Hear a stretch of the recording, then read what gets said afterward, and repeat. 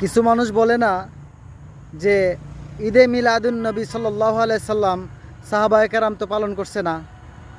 কোন সাহাবায়ে কেরাম ঈদে মিলাদুন নবী উপলক্ষে কিছু করছে দেখাও।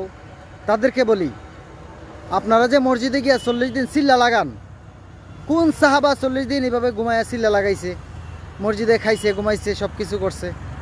আছে এমন কোনো ইতিহাস আছে? সব কিছু বিদাত মনে করেন, চিল্লা লাগানো বিদাত মনে করেন না? বিদাতের সংজ্ঞা তো জানতে হবে। ইসলামের সাথে সাংঘর্ষিক এমন কিছু করা যাবে না।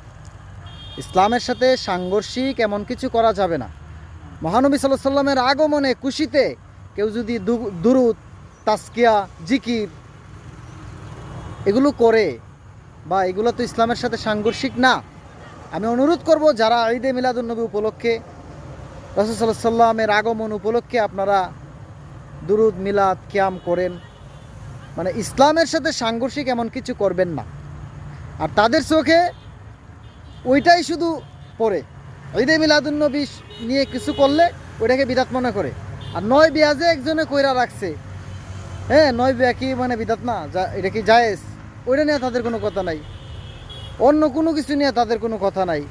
এই যে মিলাদুন নবী সাল্লাল্লাহু আলাইহি সাল্লাম, মানে আল্লাহ রাসূল সাল্লাল্লাহু আলাইহি সাল্লামের আগমন উপলক্ষে যদি আমরা কিছু করতে চাই, ওইটা তাদের কাছে বিদাত। এরকম পচা যুক্তি, বুঝছেন, পচা যুক্তি আর খায় না। আপনারা বহু কিছু করে রাখছেন। এই যে বলৎকার নিয়ে আপনারা কিছু বলেন না কেন? আপনাদের মাদ্রাসার মধ্যে সবচেয়ে বেশি বলৎকার হয়, এটা নিয়ে কোনো ফতোয়া নাই।